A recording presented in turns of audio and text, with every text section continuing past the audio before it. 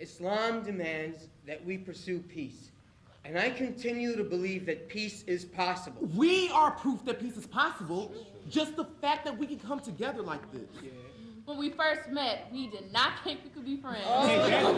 Just believing it's possible is powerful.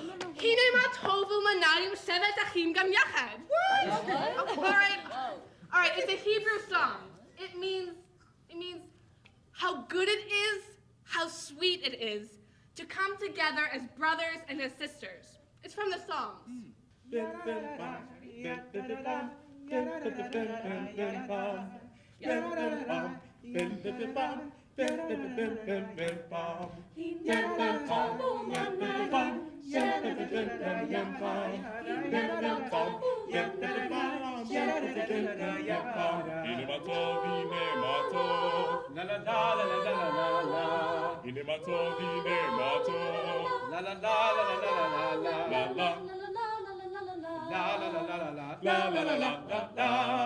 Oh, parents trying to protect their children. Son, I know you like playing ball with them black boys, but don't get too close. They're all little criminals.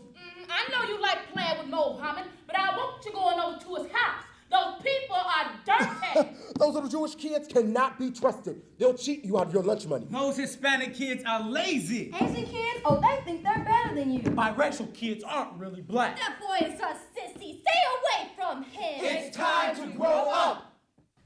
Naja, tell us, when you wear the hijab in public, how do you feel? I feel liberated. It feels nice. It was my choice. The hijab allows me to be myself. What? Maybe if this was a Muslim country, but don't you... Sure.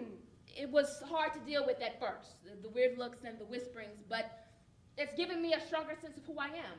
I have a lot of non-Muslim friends who spend a lot of time trying to create identities for themselves, trying to be comfortable with who they are. I know who I am. Wearing the hijab tells people so.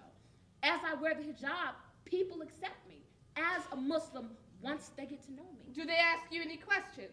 All the time. People have so many misconceptions about what it is to be Muslim. Exactly.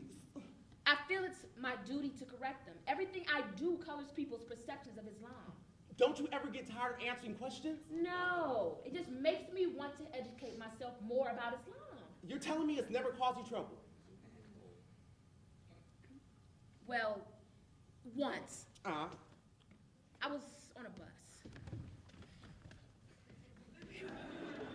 Hey, Arab, why you wear that dish rag on your head? She's an Arab. That's what they do. I'll bet she's hiding something in her backpack. Why can't you mind your own business? Don't want to show us hiding something? She's probably hiding something under her scarf, too. Let's see. Stop!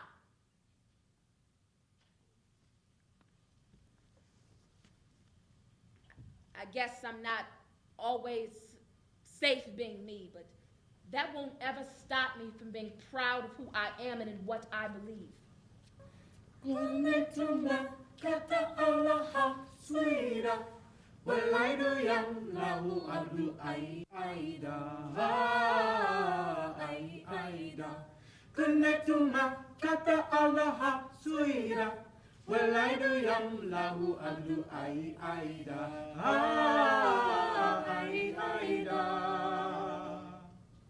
I sat behind a young Muslim woman. She stood and announced, there were no Jews in Israel before 1948. The American media is always pro-Israel and anti-Palestinian. Israel has no right to exist. Everyone applauded. A tear rolled down my face. In a group of nearly 90 students at this forum, I was the only Jew and the only supporter of Israel. What she said went against everything I had been taught. Was it that she was lying? Or was I taught lies growing up? Was it possible that there were two truths? A few years ago, my family and I took a flight to Beirut to visit the country they had left and that me and my brother could hardly remember. One night, we were in a cafe when the electricity suddenly went out. We ignored it, figuring it was normal. Later, we found out that Israeli fighter jets had bombed the main power supply, leaving nearly the entire country powerless. That night I was at a relative's house when Israeli jets broke the sound barrier over Beirut.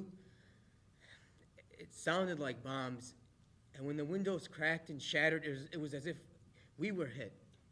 It was one of the most horrifying experiences of my I life. sat there devastated.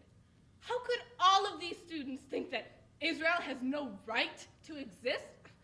Jews have been forced out of every other land on the earth. Even the U.S.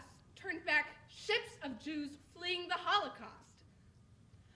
I understand that the Palestinians need a home, but don't we too deserve a homeland? Don't we too have a right to self-determination? If we don't have a homeland, how are we to survive? Later during the trip, we went to visit Palestinian refugee camps in Lebanon. The level of poverty and illness was overwhelming. We spoke to an old Palestinian man who told us of his home in Haifa, inside what we still call Palestine. He told us of his beautiful house and his olive trees, and he showed us the key to the house. He told us that Israeli Jews lived there now and that he can never return. It all made me so furious. How could these people be treated this way? How could someone steal their homeland? Some of the other Muslim students started looking over at me. They saw how upset I was, and they came over and started talking to When me. I returned from Lebanon, my anger towards Israel was projected onto every Jewish person I saw. I despised them, and I assumed they despised me too. Then I went to a Children of Abraham project meeting.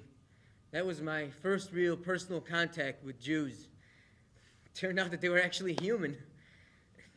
And though I still disagree with them on many things, they've become my friends. After we left the forum, we continued to talk. We struggled to understand each other because we still had two very different It amazes truths. me that they see defending Israel as a fight for the survival of their people. I couldn't believe that they saw Israel only as a brutal I'm not occupation. Palestinian, but I see their struggle as my own, as a Muslim and as an Arab I American. told them I don't always agree with the Israeli government, but I do see the support of Israel as an essential part The of one being a thing Jew. we are starting to accept is that both of our peoples deserve a homeland, but we can't agree on what that would I look had like. never discussed this with anyone, Muslim or Arab, before, and for the first time, I started to understand their anger, and even though we didn't agree on much that day, it gave me hope. Peace begins with conversation, and for one day we were truly conversing. I don't know the answer. Maybe 2 states, I don't know. But I believe if we keep talking, we're going to figure out how we can live together.